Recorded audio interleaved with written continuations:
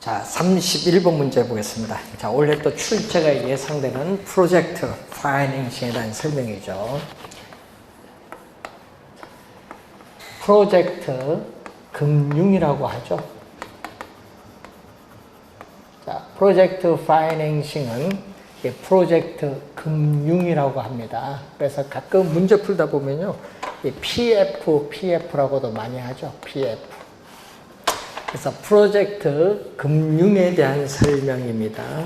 자, 누가 자금을 조달하죠? 공급자죠. 이 공급자가 우선은 자금을 융통한다. 부동산 개발에 필요한 자금을 공급자가 융통하는 공급자 금융입니다. 그래서 1번은 맞고, 이 사업주인 스폰서죠. 자, 사업주인 스폰서인데, 이 프로젝트 시행회사가 조달한 자금을 사업주가 이용을 합니다. 그래서 이 장부 외에 자금을 융통하는 효과가 있어요. 부의 금융 효과로서 우리는 이전보다 더 많은 대출금을 활용할 수 있기 때문에 채무, 부채를 수용할 수 있는 능력이 이전보다 더 높아지죠. 재고된다는 장점, 사업주가 가지는 장점입니다. 3번 사업주인데 프로젝트 개발 사업이 망하더라도 금융기관은 프로젝트 시행회사가 보유하고 있는 자산이나 미리 현금 흐름에 대해서만 원리금 상환을 청구할 수 있지, 사업주에는 원리금 상환을 청구할 수 없죠. 사업주는 개인적인 채무가 없는 비소급 금융을 원칙으로 한다. 비소급 금융을 원칙으로 하고 일정 부분 보증이나 담보를 제공한 경우에는 이 보증한 부분에 제한을 두죠. 제한을 둬서 이 부분에 대해서는 원리금 상환을 청구할 수 있다.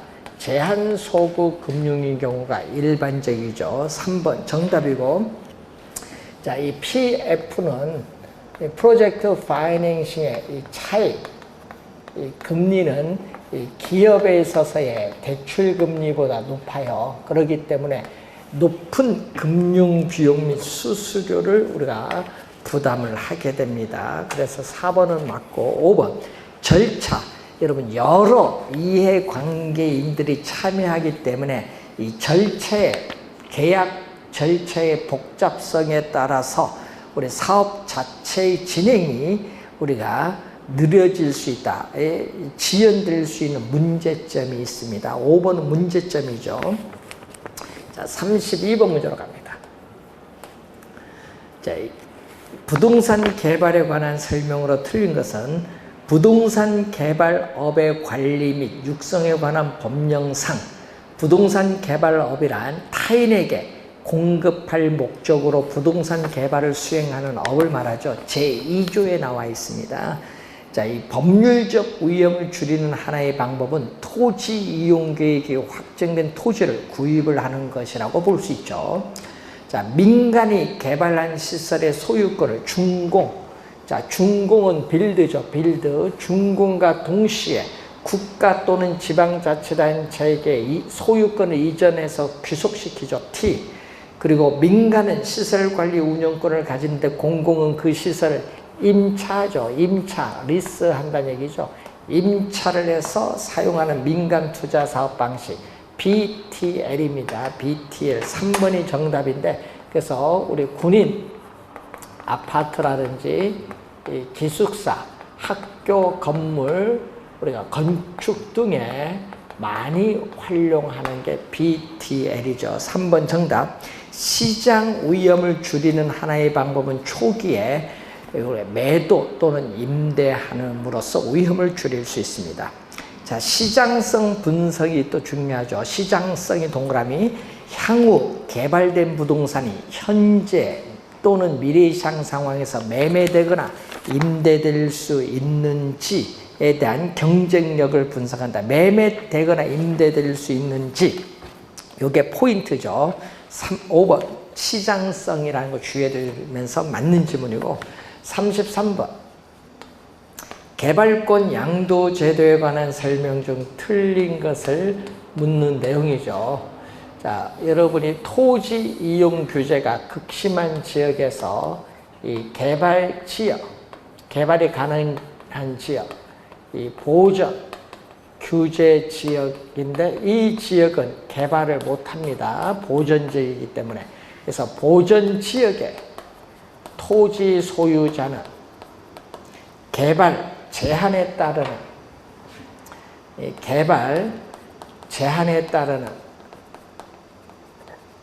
의도하지 않은 우발적인 손실을 입게 되겠죠. 그런데 개발 가능한 지역의 토지 소유자는 개발에 따르는 우발적인 이익을 얻기 때문에 양 지역의 토지 소유자 간의 형평성에 문제가 발생을 합니다. 그래서 이 형평성의 문제를 완화시켜준다. 이 형평성의 문제를 완화시켜주기 위한 제도가 바로 TDR이다. 1번, 이 손실을 보전하기 위한 제도. 1번 개념인데 1번은 시험에 많이 나오는 지문이죠. 자, 이 개발권에 대한 수요가 증대되기 위해서는 이 개발지역의 규제가 우리가 어떻게 돼요? 완화가 아니라 강화되죠.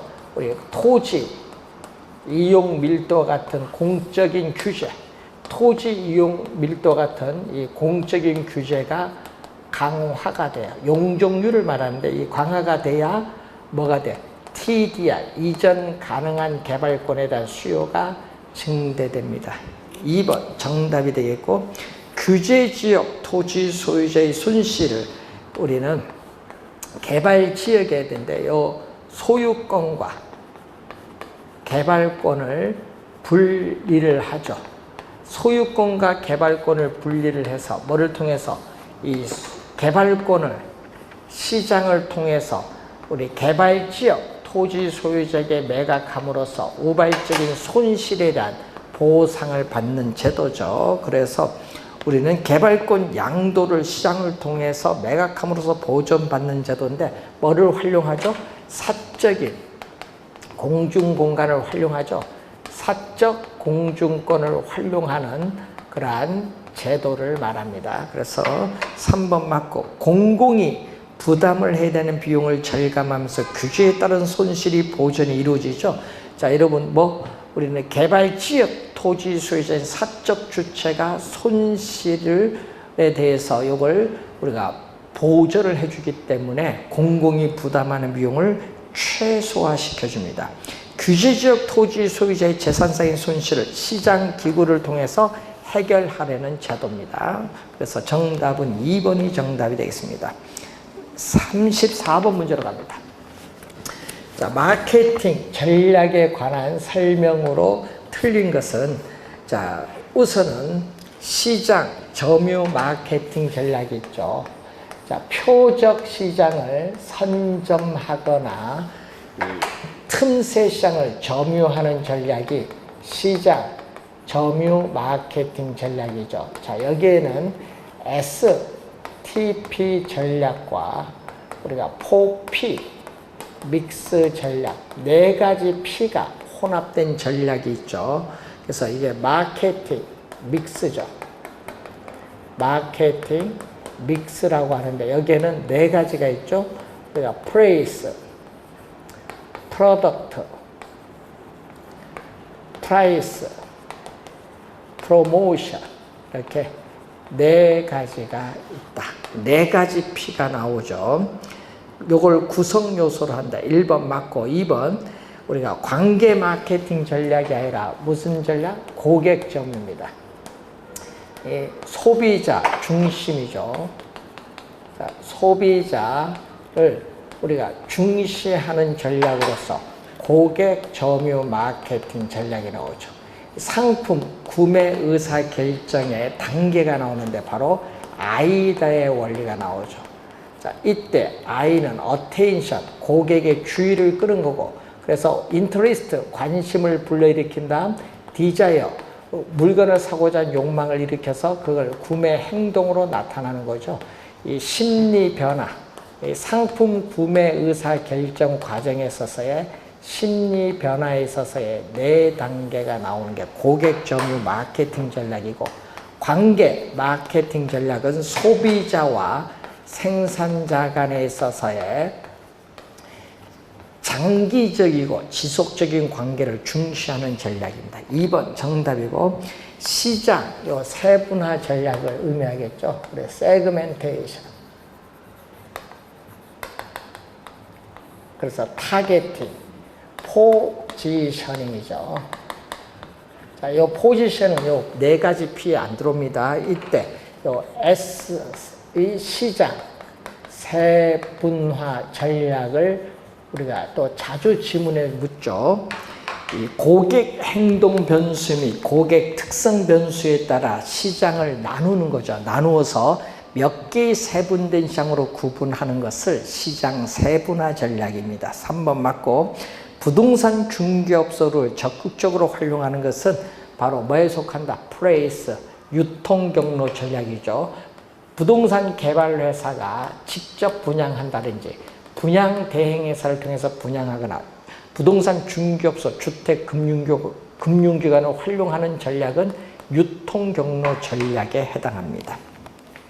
자, 5번에 촉진 전략은 광고 등 매체를 통해서 수요자의 관심을 끌기 위한 전략이죠. 이 촉진 전략에서는 우리가 광고, 우리가 홍보, 인적, 판매, 경품 등을 제공하는 우리 판매 촉진에 있어서의 수단 등이 있겠죠. 자, 요 관련된 내용을 설명하고 있습니다. 자, 36번. 부동산 가격의 여러 가지 원칙. 우리가 5번이죠. 부동산 가격의 여러 가지 원칙에 관한 설명 중 틀린 것. 자, 내부 구성 요소 간의 결합은 적합의 원칙이 아니죠. 1번이 틀렸는데, 자, 1번은 무슨 원칙? 균형의 원칙. 자, 여러분, 균형은 시험에 우리가 26회 시험과 28회 시험에 또 정답을 물었던 상당히 중요한 용어죠.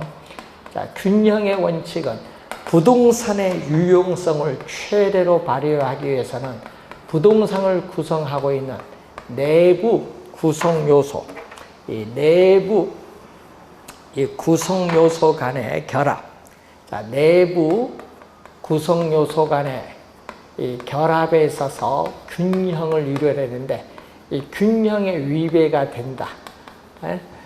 그러면은 우린 부동산 가치가 오히려 하락을 한데 이런 감가를 또 기능적 감가가 발생합니다. 자, 내부 구성 요소 간의 결합이 최유효용이 된다는 점에서 최유효용의 원칙과 직접적인 관련이 있는 건데 적합이 아니라 균형입니다. 1번 정답이고, 균형은 기능적 감가와 관련이 있어요. 자, 적합은 또 26회, 28회 시험은 균형 적합 사례로 출제를 했었죠. 균형 적합 상당히 많이 나오는데 내부적 요인은 균형. 자, 이건 내부적 요인이 되겠고, 적합은 외부적 요인, 최유효용의 균형은 내부적, 적합은 외부적 요인인데 부동산의 유용성을 최대로 발휘하기 위해서는 이 부동산을 둘러싼 외부 환경에 적합, 어울려야 된다. 외부 환경에 적합, 어울려야 한다는 원칙이죠. 주택은 주거지역에, 공장은 공업지역이 있어야 되는데 공업지역 내 주택이 있으면 공업지역에 표준적 사용에 어울리지 못해서 주택 가격이 하락을 하는데 이것을 경제적 감가죠. 그래서 적합의 원칙은 경제적 감가와 관련이 있습니다. 3번 어떻게 돼요? 우리가 1번, 2번은 요 내용과 관련이 있고 3번 맞는 지문이죠. 4번 수익 배분의 원칙인데 이 생산 요소인 이 노동, 자본, 경영, 토지는 지리적 위치가 고정되어 이동할 수 없다. 그래서 생산 요소를 투입을 해서 발생한 총 수익에서 움직일 수 있는 생산 요소의 노동, 자본, 경영에 대한 대가를 지불하고 남은 남은 자녀 수익이죠. 남아 있는 나머지 이 자녀 수익이 위치가 고정된 토지에 제일 맨 마지막으로 배분하라는 원칙을 수익 배분의 원칙, 수익 배분의 원칙을 잉여 생산성의 원리라고 하죠. 그래서 수익 환원법에서 순수익을 구하는 방법에 있어서 토지 잔여법의 성립, 이론적 근거가 되는 것은 수익 배분의 원칙, 맞죠? 기여의 원칙은 인근 토지를 매수, 필지를 합병하거나 기존 건물을 증축하는 경우에 그 추가 투자에 있어서 적정성 여부를 결정하는 데 유용한 원칙, 기여의 원칙이죠. 그래서 기여의 원칙은 공헌의 원칙이라고 하는데 부동산 가치는 부동산을 구성하고 있는 각 구성 요소의 기여도에 의해서 결정된다는 원칙을 말합니다. 자, 1번 정답이고 36번 문제로 갑니다. 자, 원가 방식에 관한 설명 중 틀린 것. 자, 비용성이죠. 어느 정도의 비용을 투입을 해서 성립된 재화인가, 투하된 비용을 기준으로 하죠. 그래서 공급 측면을 중시하는 공급 가격의 특징을 가지면서 나타난 방식이 원가 방식인데, 이 대상 물건의 가액을 구하는 원가법이 있고 대상 물건의 임대를 구하는 적산법이 있죠. 여기에 1번 지문이 되어 있고, 원가법에 의해서 구한 대상 물건의 가액을 적산 가액인데, 자, 원가법의 개념은 대상 물건의 재조달 원가에 감가 수정을 하여 대상 물건의 가액을 산정하는 감정평가 방법을 원가법인데, 자, 여기서 감가 수정에 감가 누계획을 뺀 것을 감가 수정이죠. 그래서 대상 물건의 재조달 원가에 뭐를 한다? 감가 수정을 하여 대상 물건의 가액을 산정하는 감정평가 방법을 원가법이죠.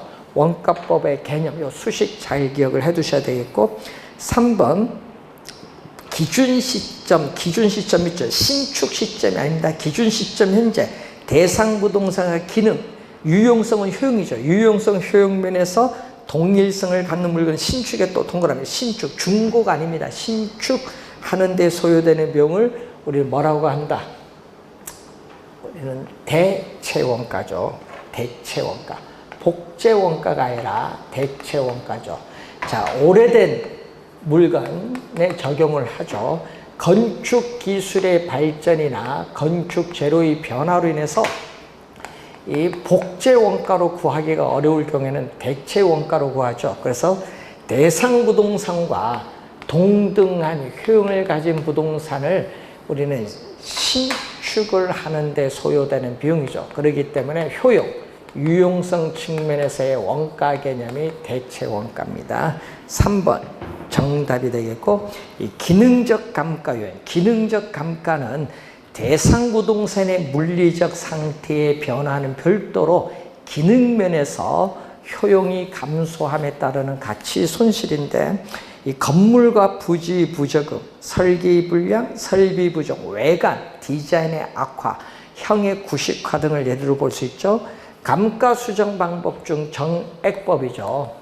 자, 대상 물건의 가치가 매년 일정한 금액씩 감가된다는 전제하에 구하는 방법으로서 건물, 우리가 구축물 등의 평가에 적용하는데, 이 매년의 감가액은 항상 일정합니다. 매년의 감가액은 일정하기 때문에 정액법을 균등상각법이라고 합니다. 자, 37번 문제로 갑니다. 제시된 자료를 활용해서 감정평가에 관한 규칙에서 정한 공시지가 기준법으로 평가한 토지의 평가액을 구하는 거죠. 자, 토지 평가액이 얼마냐? 예, 토지 평가액을 구하는데 우선 표준지 공시지가를 기준하는데, 세 번째 비교 표준지의 공시지가가 제곱미터당 200만 원이죠. 그래서 또 뭐 한다? 표준지를 선정하는 과정에서 사정보정을 다 감안했기 때문에 사정보정을 할 필요가 없고 시점 수정이 나오죠. 자, 1월 1일 날 100을 기준했을 때 10월 31일까지 주거지역이 5% 상승했죠. 상승했습니다. 플러스. 상승은 플러스, 하락은 마이너스입니다. 자, 지역 요인으로 가는데 대상 토지가 비교 표준지에 인근 지역에 위치해 동의. 자, 인근 지역에 인근 지역에 위치하면 지역 요인 비교할 필요가 없습니다. 지역 요인을 비교할 필요가 없다. 그러면 뭐만 비교한다? 개별 요인만 비교하면 되겠네요. 자, 그때 대상 토지가 어떻게 돼? 비교 표준지 사례를 100으로 보죠. 비교 표준지에 비해서 가로 조건은 몇 프로? 5%, 열세일 때는 마이너스예요. 열세이고, 환경 조건은 비교 표준지에 비해서 20% 우세하다. 우세일 때는 플러스. 그런데 이 상승식으로 계산돼, 상승식은 이렇게 비교 항목을 곱해주면 되겠죠. 그 밖의 이윤으로 보존할 사항이 없다. 자, 요걸 계산해주면 되겠죠.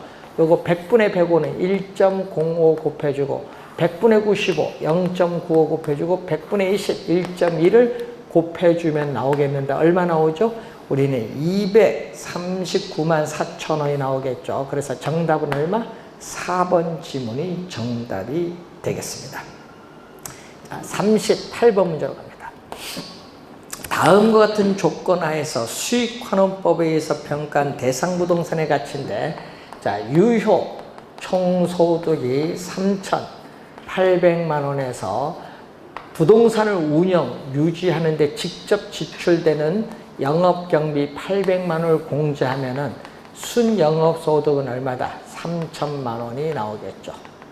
자, 이때 우리는 대상 부동산의 가치는 대상 부동산으로부터 장래에 산출할 것으로 예상되는 순영업소득을 뭘로? 환원, 이율로 환원을 하는데, 환원 이율을 구하는데 이 지분과 저당, 자기자본 남이도이 나오면요, 우리가 금융적 투자 결합법이죠.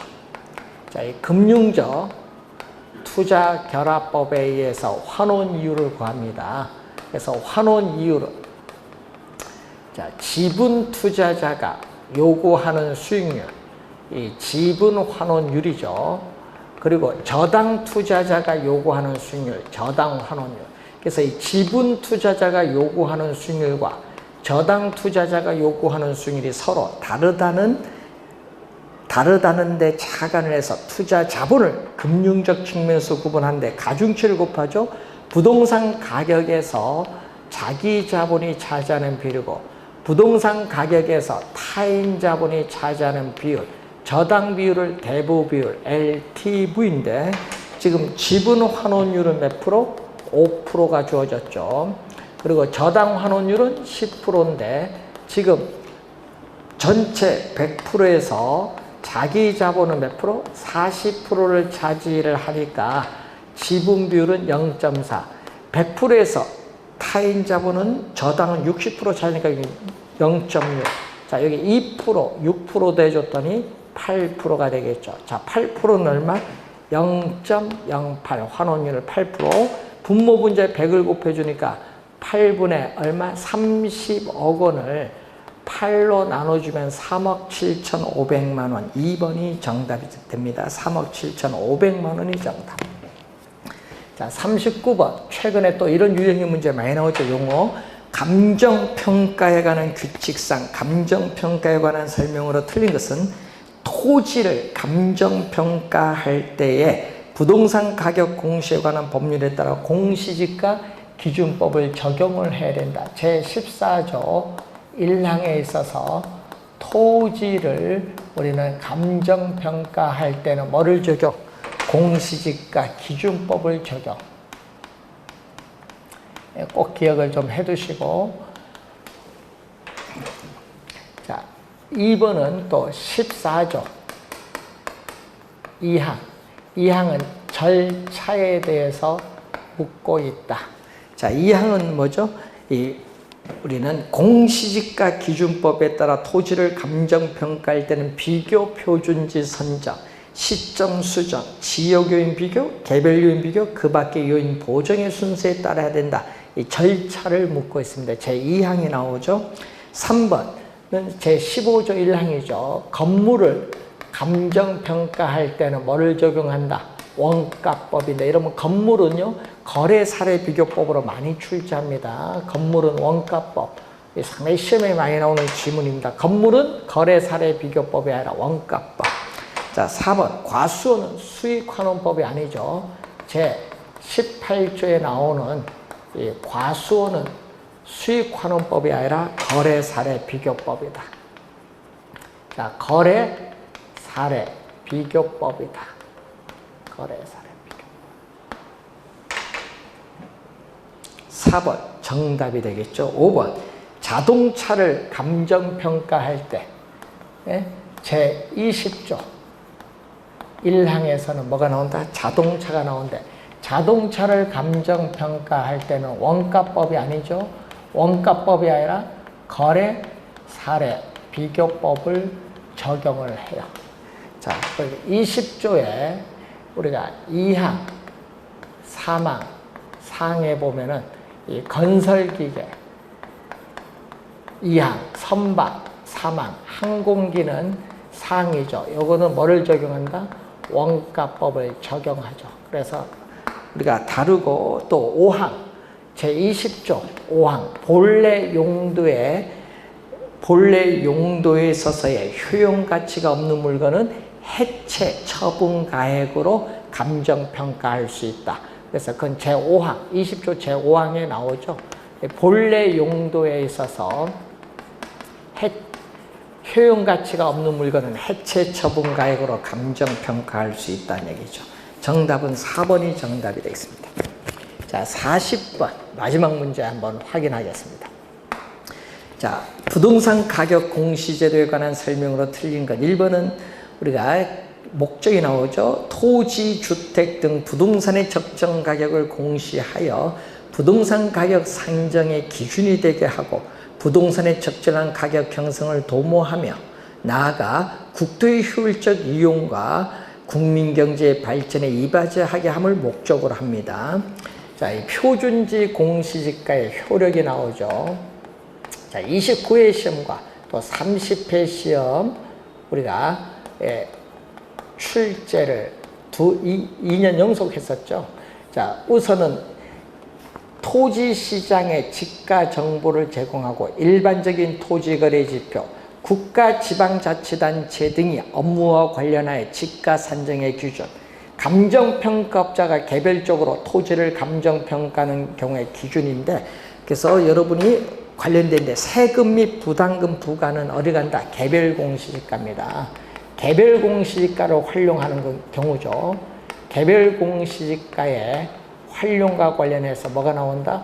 국세, 지방세, 재산세, 종합부동산세의 과세 표준의 산정 기준이 되고 또 부담금 등을 부과하는 데 산정 기준이 개별 공시지가입니다. 그래서 2번 정답이 되겠고, 표준지 공시지가를 기준으로 토지를 평가할 때는 표준지를 선정하는 과정에서 이미 사정보정을 다 감안을 했기 때문에 사정보정을 할 필요가 없습니다.